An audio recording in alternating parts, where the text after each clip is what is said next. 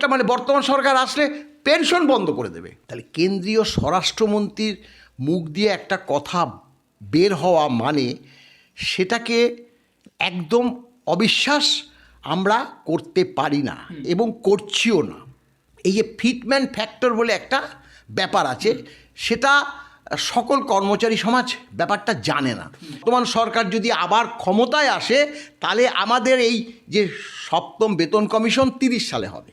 মুখ্যমন্ত্রী এসে বলেছিল, তার যে এই প্রতিশ্রুতি কতটা ফেক সেটা কর্মচারী সমাজ আজ হাড়ে হাড়ে। তাহলে এই যে মাননীয় অমিত শাহের যে বক্তব্য, এটা যদি সত্যি সত্যি লাগু হয় তাহলে মানে একদম 100% সরকারি কর্মচারীরা অনেক অনেক অনেক উপকৃত হবে, যেটা বর্তমান সরকার থাকলে আমরা পেতাম না। কারণ কেন্দ্রীয় স্বরাষ্ট্রমন্ত্রী তিনি বঙ্গ সফরে এলেন এবং বিজেপি সরকার এই বঙ্গে এলে কি কি হবে তার একটা প্রতিশ্রুতি তিনি দিলেন বলা চলে। তার মধ্যে অন্যতম যেটি 45 দিনের মধ্যে তিনি সপ্তম পে কমিশন পশ্চিমবঙ্গে গঠন হবে, এটা তিনি আশ্বাস দিয়েছেন যদি কিনা বিজেপি সরকার আসে।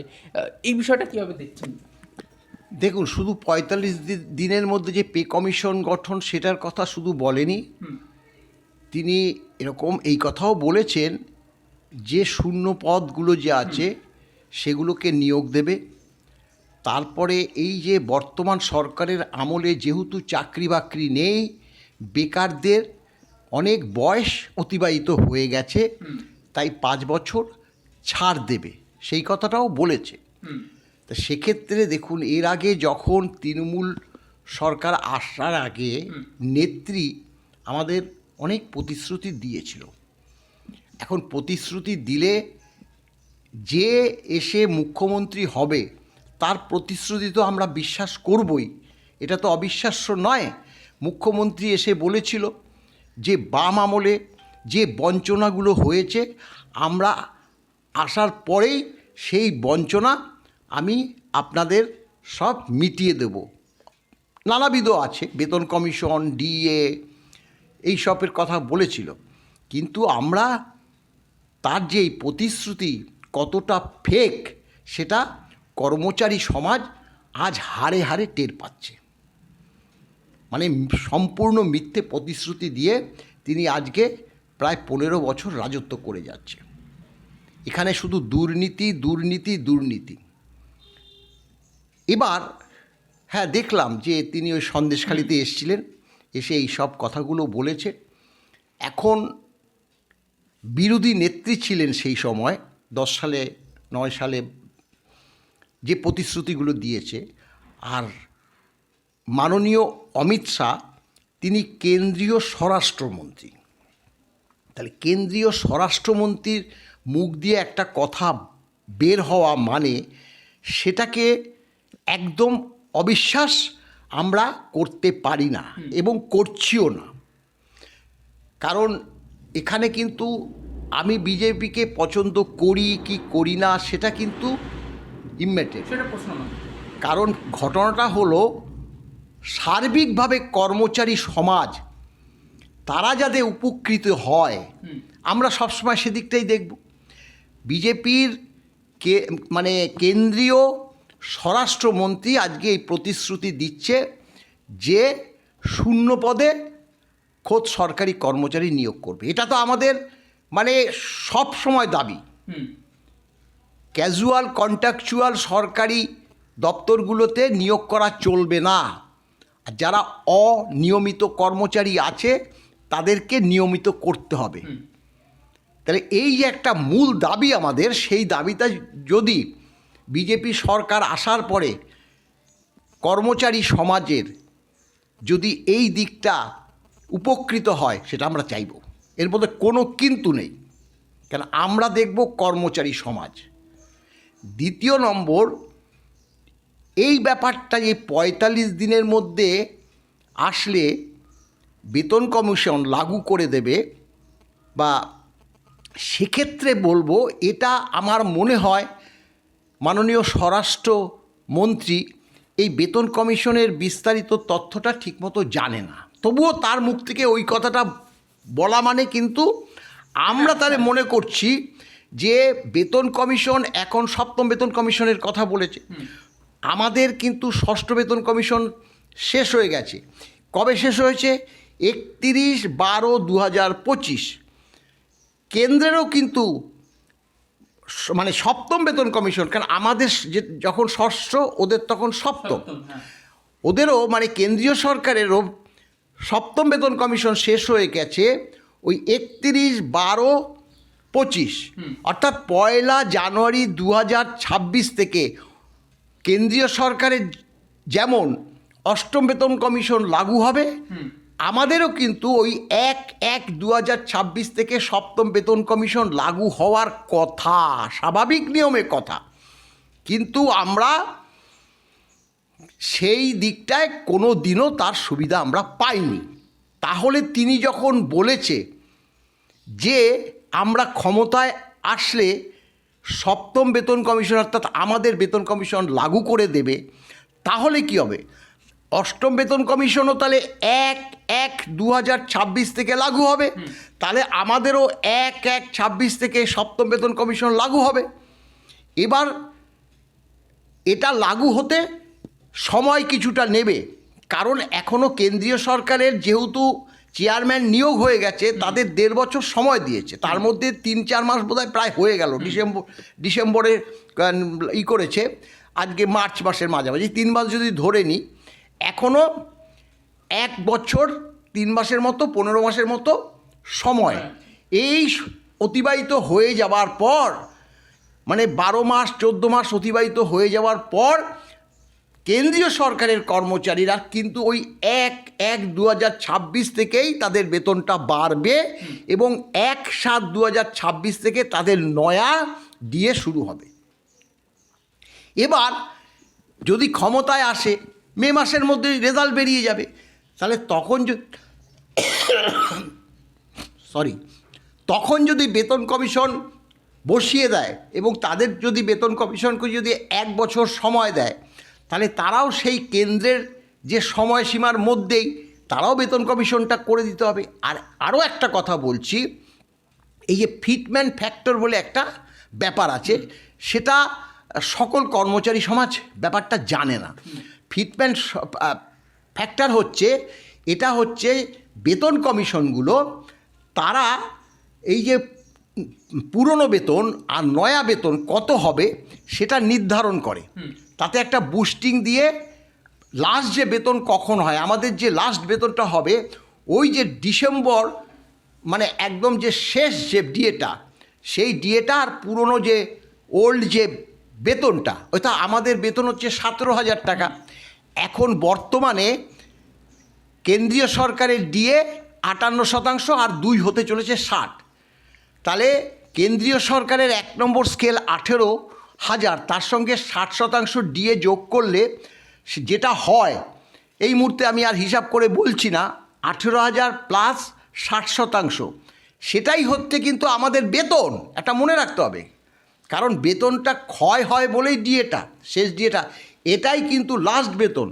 এটার উপর ভিত্তি করে অষ্টম বেতন কমিশনের স্কেলগুলো ঠিক তৈরি হবে এবং এটাকেই কিন্তু ফলো করে আমাদের রাজ্য সরকার। আমাদের যে বেতন কমিশন হয়, গতবার অভিরূপ সরকার হয়েছিল, সেখানেও কিন্তু আমাদের 1 নম্বর বেতন, যেহেতু আমাদের আগের যে বেতনটা 6,600 ছিল, তাই হয়েছিল 17,000 টাকা 1 নম্বর বেতন, আর কেন্দ্রীয় সরকারের 7,000 ছিল, তাই তাদের 18,000 হয়েছিল। অর্থাৎ দুটোই এক বেতন, কিন্তু ফিটমেন্ট ফ্যাক্টর এক। আমাদের 2.57 গুণিতক বেতন বৃদ্ধি হয়েছিল, কেন্দ্রীয় সরকারের কিন্তু 2.57 গুণিতক বেতন বৃদ্ধি হয়েছিল।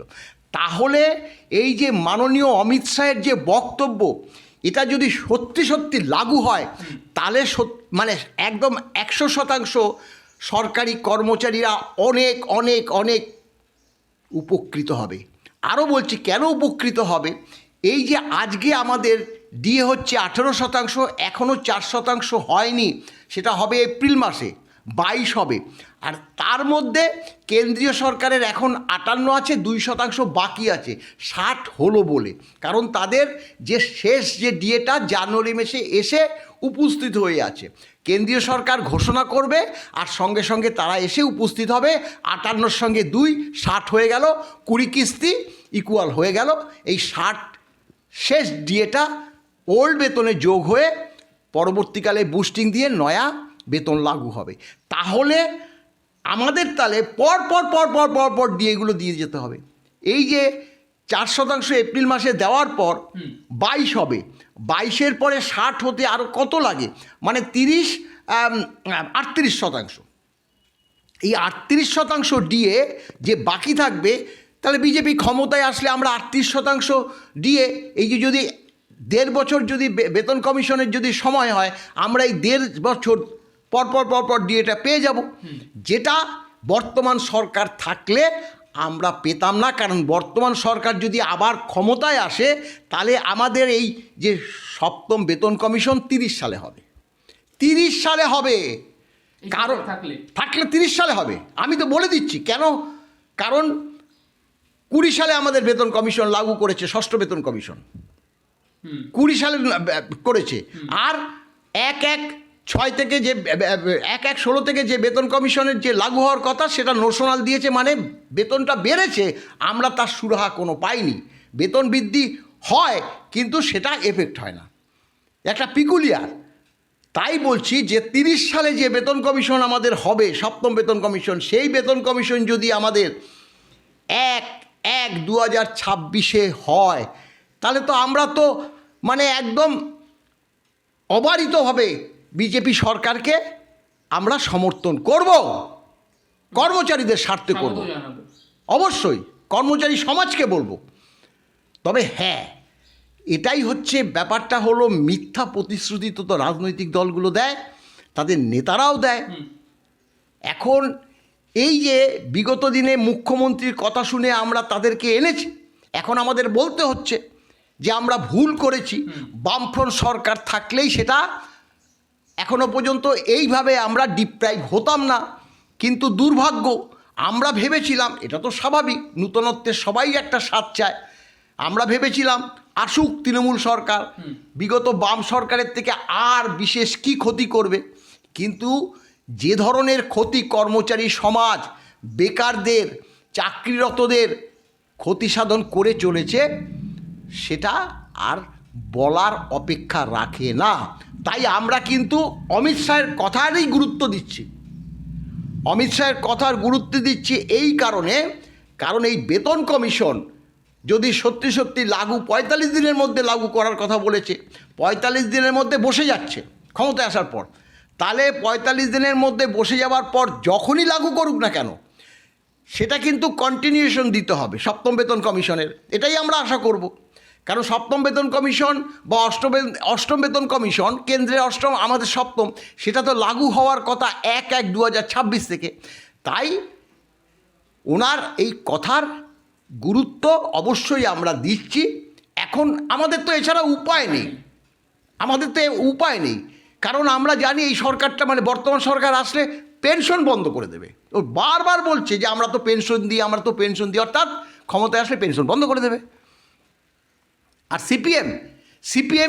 সিপিএমের যদি বামফ্রন্ট সরকার আসে, এবার হয়তো দিতে পারে, কিন্তু তাদের এখনও তো কোনো এইসব কথা পাইনি। ম্যানিফেস্টো বেরোক, আমাদের কথার তো পরিবর্তন আমরা করতেই পারি।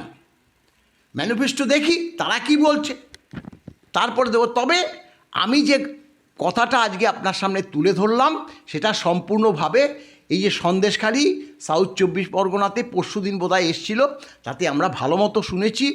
বিভিন্ন ইলেকট্রনিক্স মিডিয়া, প্রিন্ট মিডিয়াতে সেই বক্তব্য পেশও হয়েছে। তাই কর্মচারী সমাজের কাছে বলবো যে আমরা, যেহেতু অমিত শাহ দেশের স্বরাষ্ট্রমন্ত্রী, সে যে কথাটা বলবে সেই কথাটার তো গুরুত্ব আমরা দেব। এই কথা বলার পরে আমি যদি বলি মিথ্যে কথা বলছে, অমুক বলছে, ও হবে না ভোটে জেতার জন্য, এটা বিচার বুদ্ধি সম্পন্ন কোনো কর্মচারী সংগঠনের নেতা বলতে পারে না, আর বলবেও না। কারণ আমরা কোনো রাজনৈতিক দলের সদস্য না, আমরা সরকারি কর্মচারীদের প্রতিনিধিত্ব করি, আমরা ট্রেড ইউনিয়ন করি। তাই কোন সরকার আসলো আর কোন সরকার গেল, সেটা আমরা তাদের কাজের উপর নির্ধারণ করি।